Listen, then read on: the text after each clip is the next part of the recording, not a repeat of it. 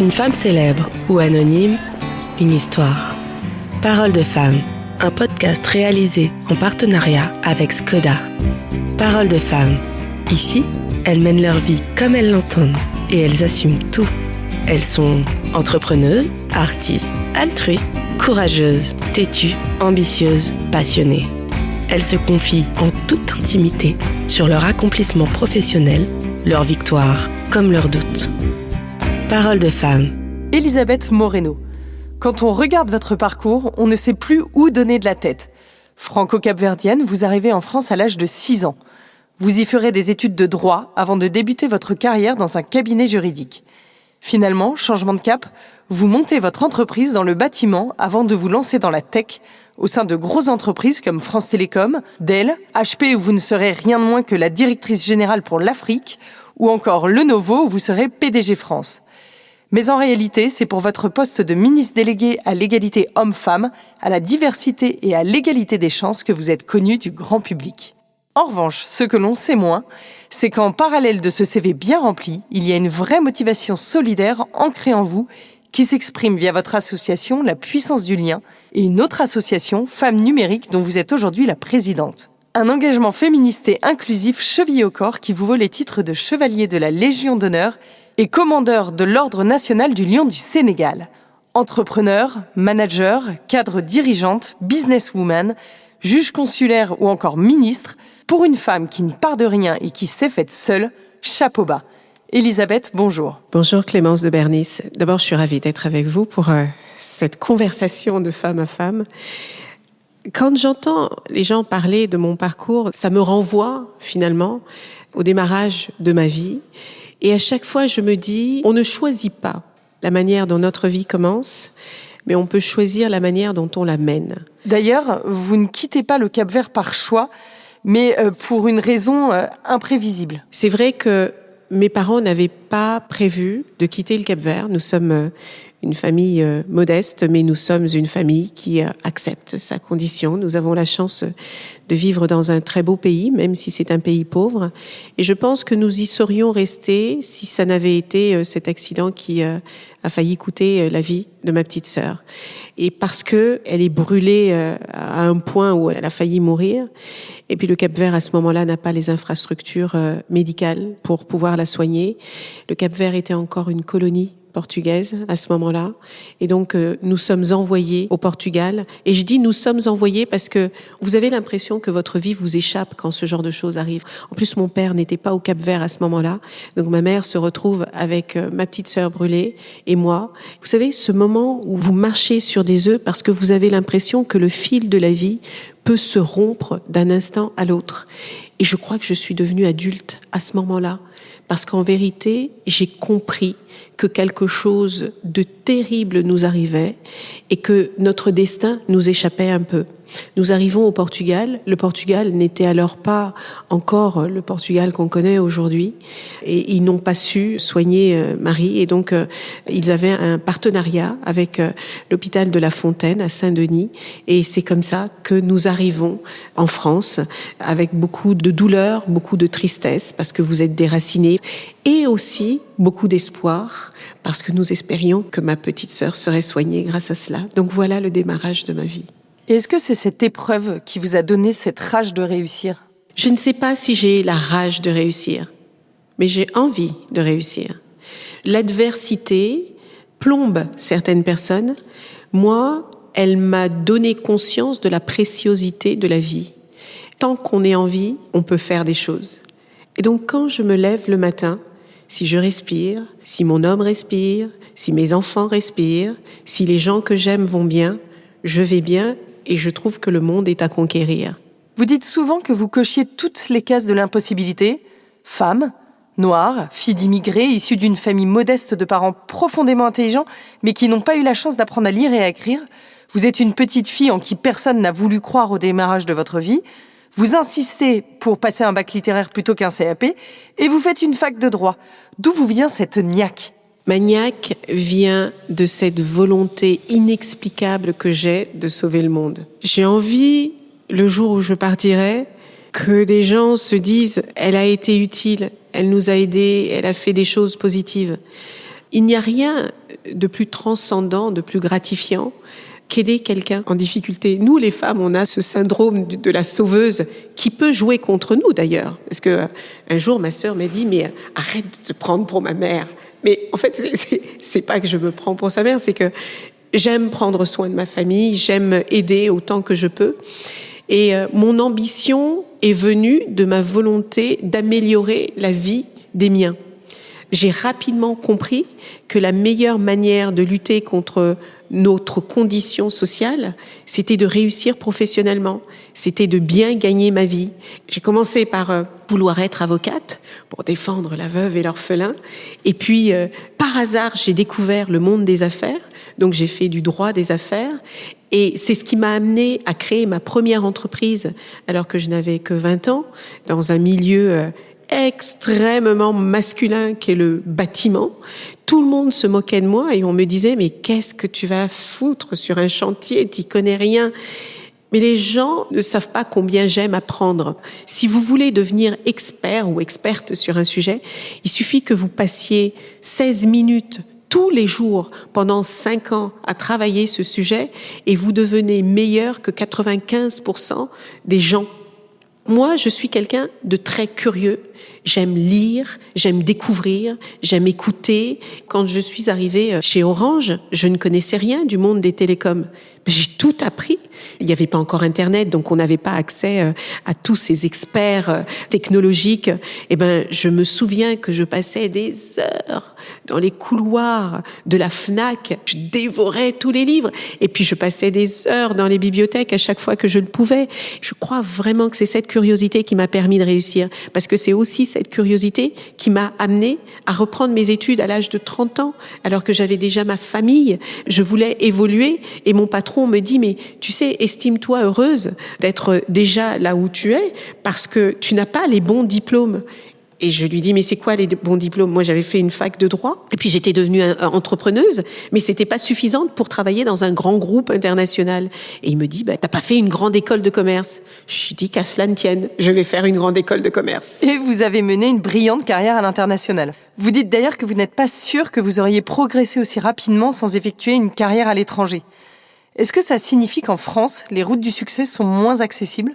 La manière de réussir en France est différente de celle des États-Unis. J'ai travaillé pendant plus de 15 ans avec des groupes anglo-saxons. C'est très différent. Entre l'expérience que j'ai eue chez France Télécom et l'expérience que j'ai eue chez Dell, c'était pas du tout la même manière. Je rencontre beaucoup de personnes issues de la diversité, comme on nous appelle, qui ont décidé de quitter la France parce qu'elles avaient le sentiment que c'était beaucoup plus difficile pour elles de réussir dans notre pays que dans d'autres pays. Ce que j'ai aimé dans la manière de faire des grands groupes américains, c'est que avant de regarder mon genre ou ma couleur de peau, ils regardaient mes résultats. Et les résultats, je sais les délivrer.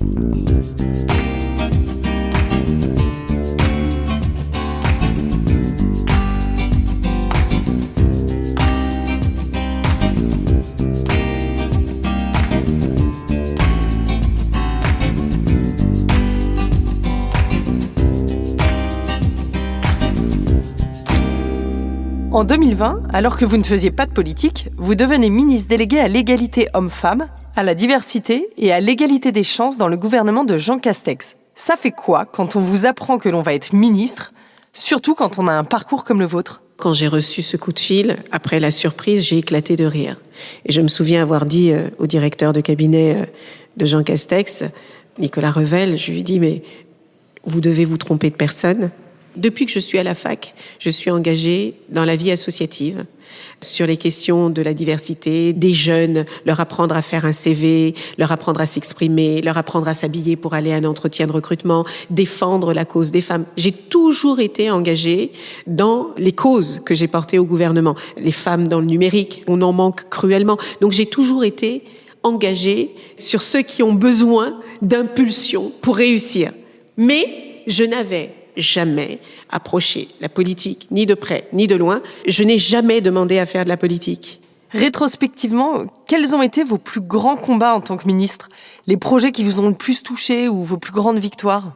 Je pense que le plus grand combat, déjà, c'est d'arriver dans un monde politique qui est une planète à part. dont vous devez connaître les règles, dont vous devez connaître le fonctionnement. Moi, je n'avais fait ni l'ENA, ni Sciences Po, j'avais jamais fait de politique et je suis propulsée ministre.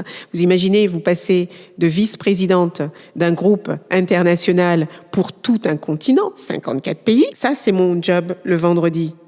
Et le lundi, on m'annonce au gouvernement. Ça change votre vie. Et vous arrivez et vos collègues de travail sont Roselyne Bachelot, Éric Dupond-Moretti, Elisabeth Borne. Moi, je me suis pincée plusieurs fois pour me dire, non, mais tu vas te réveiller à un moment donné. Et en fait, on est très, très vite embarqué parce que vous n'avez pas le temps de réfléchir.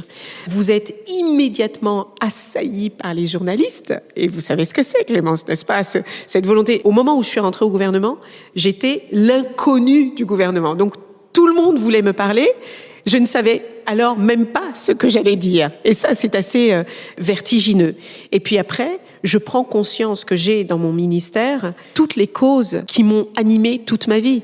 J'ai à peu près 10 tonnes de projets, d'ambitions à réaliser. Et puis je me rends compte que l'intérêt général que vous pouvez vous juger être le plus sacré n'est pas forcément celui auquel tout le monde pense.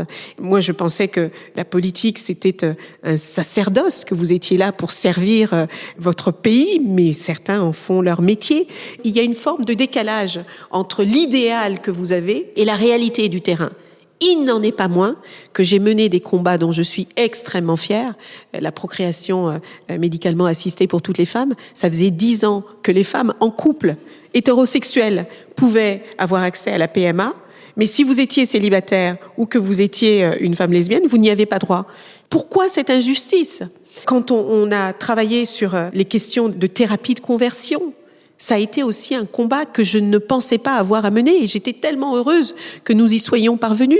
Sur les questions de précarité menstruelle, vous savez, il y a 300 000 jeunes filles dans notre pays qui manquent l'école chaque année parce qu'elles n'ont pas les moyens financiers de se sentir protégées et donc elles n'osent pas aller à l'école parce qu'elles ont peur d'eux. J'ai découvert que l'endométriose touche une femme sur 10 et pour autant, ça n'avait pas été un sujet de recherche pendant longtemps. Et puis, mon dada, l'émancipation économique. Moi, je pense que beaucoup de personnes subissent des discriminations et des injustices parce qu'elles ne sont pas indépendantes financièrement. Et donc, on avait réussi à passer de 9 à 45% de femmes dans les conseils d'administration grâce à la loi de Marie-Josée Zimmermann. Et ça a fonctionné, parce que la France est le premier pays au monde à avoir ce résultat. Mais ça n'avait pas ruisselé dans les espaces où les décisions stratégiques se prennent, à savoir les comités exécutifs et les comités de direction. Et donc, je me suis battue aussi avec Marie-Pierre Rixain pour faire en sorte que dans 8 ans, il y ait la parité dans les COMEX et les CODIR. Pas pour faire plaisir aux femmes, pour rendre service à notre pays. Parce que nos femmes sont éduquées, elles sont capables, elles sont compétentes, elles sont ambitieuses, mais elles portent des boulets aux pieds qui font que elles n'arrivent pas à atteindre les postes de direction. Est-ce que c'est normal qu'en 2024, on n'ait encore que 3 femmes qui dirigent les grands groupes du CAC 40 ? Est-ce que c'est normal qu'au niveau des études supérieures, des jeunes filles entendent « Non, électromécanicienne, c'est pas un métier pour les filles ». Est-ce que c'est normal que dans notre pays aujourd'hui, les femmes gagnent encore 20% de moins que les hommes ? Vous vous rendez compte que certaines jeunes femmes sacrifient leur vie de femme, leur vie de mère, pour leur carrière. Ça n'est pas juste. On vit dans un monde où il y a ceux qui ont le droit de réussir facilement et ceux qui vont galérer comme des brutes pour réussir. Je sais que l'adversité donne de la force et du courage. L'adversité vous amène à vous dépasser. L'adversité vous amène à être meilleur que les autres. Mais si cette réussite pouvait être un peu plus facile, je pense que tout le monde y gagnerait et notre nation tout entière y gagnerait. La vie est pleine de surprises. Concernant la politique, vous êtes encore dedans. Comment vous voyez continuer ce parcours que vous avez commencé ? Lorsque je suis entrée en politique, j'ai découvert que tout était politique. Parce que la politique, c'est s'adresser aux femmes et aux hommes qui vous entourent, c'est transmettre quelque chose. Pour moi, la politique, c'est rendre possible ce qui est souhaitable. J'imagine, chère Clémence, qu'au travers de ces podcasts, ce que vous voulez, c'est inspirer, c'est montrer aux femmes que tout est possible, qu'elles aussi, elles peuvent rêver grand et qu'il n'y a de barrière que celles qu'elles se mettent dans leur tête.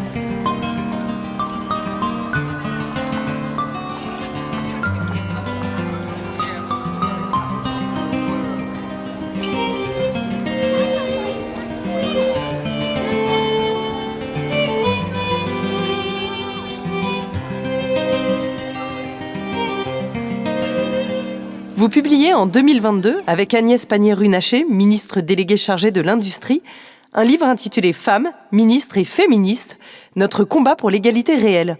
Pourquoi ce livre ? Tout simplement parce qu'aujourd'hui, dans notre pays, sur le papier, les femmes ont les mêmes droits que les hommes.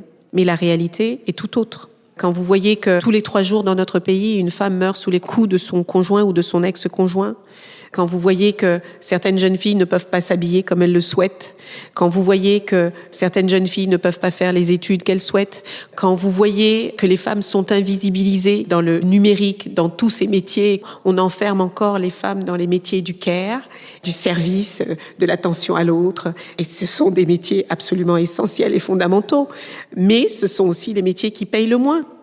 Dans le monde, les femmes constituent 60% de la population la plus pauvre. 80% des déplacés climatiques sont des femmes. Il y a des endroits dans le monde aujourd'hui où, parce que vous naissez fille, vous n'aurez jamais accès à l'éducation. Il y a des pays comme les États-Unis qui décident au XXIe siècle de revenir sur le droit des femmes à disposer de leur corps. Alors oui, sur le papier, nous avons les mêmes droits, mais dans la réalité, les biais, les préjugés, les stéréotypes pèsent encore tellement sur nos épaules qu'on ne peut pas s'élever et on ne peut pas réussir de la même manière que les autres. Donc, femmes, ministres et féministes, c'est pour dire que on peut avoir réussi et se rendre compte qu'il y a encore des inégalités qui sont inacceptables et insupportables. Et on a dit qu'on était féministe aussi avec Agnès parce que, vous savez, c'est comme si le féminisme était devenu un mot tabou, un gros mot. Le nombre de femmes que j'ai rencontrées qui me disaient « Madame la ministre, je respecte beaucoup le travail que vous faites, vraiment, mais alors, je ne suis pas féministe. » Et je disais « Mais qu'est-ce que ça veut dire pour vous, être féministe ?» C'est un mouvement politique. Donc, comme tous les mouvements politiques, vous avez des extrêmes de tous les côtés, à gauche et à droite. Mais si vous regardez le fondamental du féminisme, c'est vouloir que les femmes aient les mêmes droits que les hommes. Quand Olympe de Gouges dit « si les femmes peuvent aller à l'échafaud, alors elles peuvent réussir comme ça », eh bien, c'est vrai. Si nous portons certains poids comme les hommes, il est normal que nous souhaitions avoir les mêmes chances de réussir. Et aujourd'hui, il n'y a aucun pays dans le monde qui peut se vanter d'accorder le même traitement ou les mêmes égalités des chances à leurs filles et à leurs femmes qu'à leurs garçons et à leurs hommes. Vous défendez un féminisme humaniste. Est-ce que vous êtes en train de nous dire que certaines féministes vont un peu trop loin ? Je ne dirai jamais qu'une féministe va trop loin, parce que notre combat est encore trop loin de là où il devrait être. Je ne pense pas que le féminisme aille trop loin. Il va dans les droits des femmes. Elisabeth, vous dites que sortir du schéma familial vous a demandé des efforts colossaux. Est-ce de ce contexte familial que vous vient cette soif d'égalité homme-femme ? Moi, j'ai été élevée comme ma mère a été élevée et comme ma grand-mère a été élevée. Il faut que tu sois parfaitement éduquée pour qu'on puisse te marier le mieux possible, pour que tu puisses prendre soin de ta famille, de ton mari, de tes enfants, de ta belle famille. Mais en fait, tu es là pour servir. Ta réussite à toi, c'est ta réussite familiale. Et je suis heureuse d'être mère de famille, j'adore ma famille, je suis très famille. Mais je ne voulais pas me contenter de ça. Et je veux juste que les jeunes femmes se disent qu'elles peuvent être mères de famille et astronautes, Claudie Aigneret, qu'elles peuvent être mères de famille et diriger un grand groupe du CAC 40, Christelle Heidemann ou Catherine McGregor, qu'elles peuvent être mères de famille et médecins, Claire Mounier, qu'elles peuvent être mères de famille et sportives de haut niveau. En fait, je veux juste qu'on laisse le choix aux femmes, soit de rester à la maison et de s'occuper de leurs enfants, de leur foyer. Si c'est ce qu'elles veulent, c'est très bien. Mais si elles veulent aller sur la Lune, comme Fatoumata Kébé, qu'on les laisse aller sur la Lune.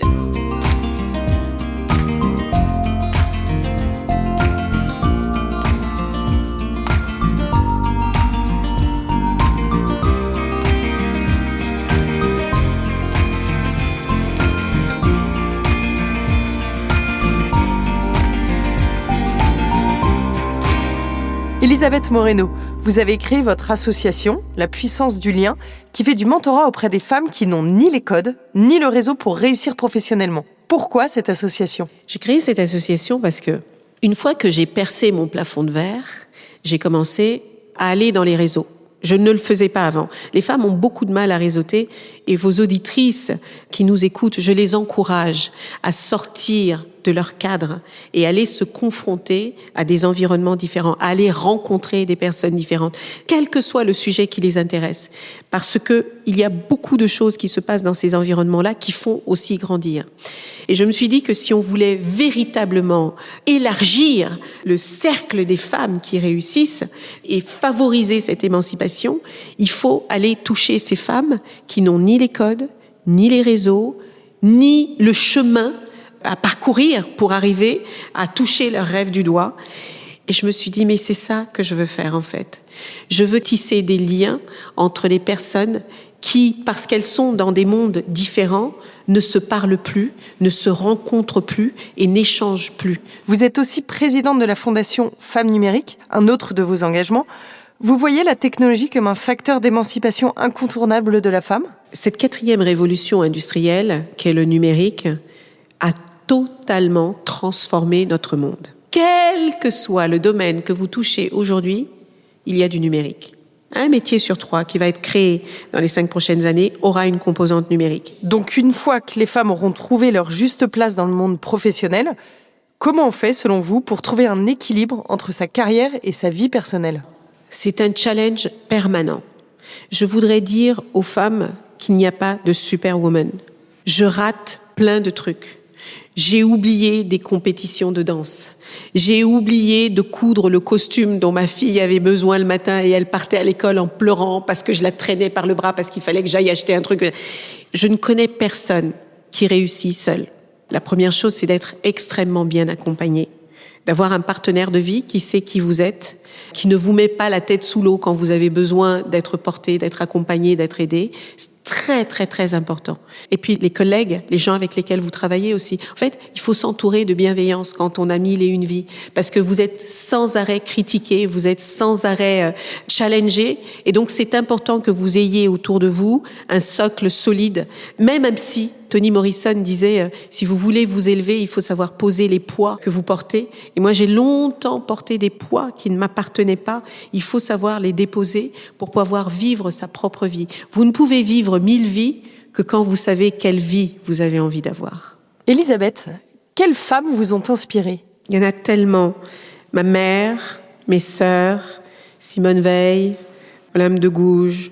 Je parlais de Toni Morrison tout à l'heure, Michelle Obama, toutes ces femmes qui, contre vents et marées, ont vécu la vie qu'elles souhaitaient. Quelle est votre définition de la femme inspirante ? La femme inspirante, c'est celle qui s'assume, c'est celle qui s'engage, c'est celle qui se bat pour elle et pour les autres. Vous aimez plus que tout sortir de votre zone de confort. Pourquoi ? Parce que la seule manière de grandir, de se développer, c'est de sortir de sa zone de confort. Est-ce qu'on peut dire qu'Elisabeth Moreno est une femme de challenge ? Oui, je suis une femme de challenge parce que je suis une femme qui aime la vie et parce que je trouve que la vie nous offre tellement d'opportunités que c'est dommage de les laisser passer quand vous avez la possibilité de les saisir. Je ne sais pas où la vie me mènera. Tout ce que je fais, c'est l'accueillir quand elle arrive. Quelle est la chose dont vous êtes la plus fière dans votre vie ? C'est d'avoir réussi à déposer certains de mes bagages. A contrario, qu'est-ce qui est le plus douloureux dans votre carrière ? Quand on s'attaque à ma famille pour me toucher, moi. Est-ce qu'il y a un moment dans votre parcours où vous avez douté, où vous avez eu envie de renoncer, où la marche était trop haute ? J'ai toujours douté, mais ça ne m'a jamais empêché de passer le pas. Quel est votre prochain Everest ? Je veux faire en sorte que toutes les personnes qui entreprennent pour rendre ce monde meilleur puissent trouver les fonds dont elles ont besoin pour le faire. Elisabeth, vous avez un mantra qui vous guide dans votre vie ? La vie vous apportera suffisamment de challenge pour que vous ne vous en mettiez pas vous-même. Maintenant, on va revenir un instant sur un de mes sujets de prédilection, qui est l'automobile. Est-ce qu'on peut dire que vous passez beaucoup de temps en voiture ? Oui, je passe beaucoup de temps en voiture. La voiture, pour moi, c'est la liberté. C'est la liberté de travailler, c'est la liberté de se déplacer. Et plus elles sont écologiques, mieux c'est. Vous avez un objet qui ne vous quitte jamais en voiture ? Mon téléphone, mais ça n'est pas moi qui conduis, parce que mon handicap visuel fait que je ne conduis pas, ou en tout cas je ne conduis plus, mais mon téléphone, parce que c'est mon bureau ambulant, et c'est génial de pouvoir travailler de partout et de pouvoir communiquer avec les gens que vous aimez de partout, ma mère, mes enfants, mon mari, voilà. Donc pour moi, c'est un outil extrêmement utile et important. Vous pouvez nous raconter votre meilleur souvenir automobile ? Oui, un jour, j'étais avec un chauffeur et je voyais qu'il me regardait dans le rétroviseur et je me disais, bon, il est possible qu'il m'ait reconnu parce que quand vous avez été ministre, on vous voit un peu partout et en fait, je lui dis, mais vous voulez me demander quelque chose? Et il me dit, oui, madame, quand j'étais petit, un jour, vous m'avez offert un stage. Alors en voiture, finalement, vous êtes plutôt zen, énervé, vous chantez, vous écoutez de la musique, des podcasts. Dans la voiture, en général, j'écoute les podcasts et j'écoute de la musique. Et pour finir, comme le veut la tradition de Parole de Femme, on part en road trip. Elisabeth, où est-ce que vous nous emmenez ? Dans le Périgord noir. Parce que j'adore la nature, parce que j'adore manger, parce que Joséphine Baker avait son château là-bas, parce que j'ai une très bonne amie qui est la fille de son cuisinier, parce que je trouve que il y a de la vie, il y a du beau, il y a du puissant, et on se sent tout petit quand on est dans le Périgord noir. Elisabeth, au revoir et un grand merci pour ce moment solidaire. Merci à vous. C'était Parole de Femme, un podcast réalisé en partenariat avec Skoda. À chaque épisode, une femme célèbre ou anonyme, une histoire. Ici, elles mènent leur vie comme elles l'entendent et elles assument tout. Elles se confient en toute intimité sur leur accomplissement professionnel, leurs victoires comme leurs doutes. Parole de Femme.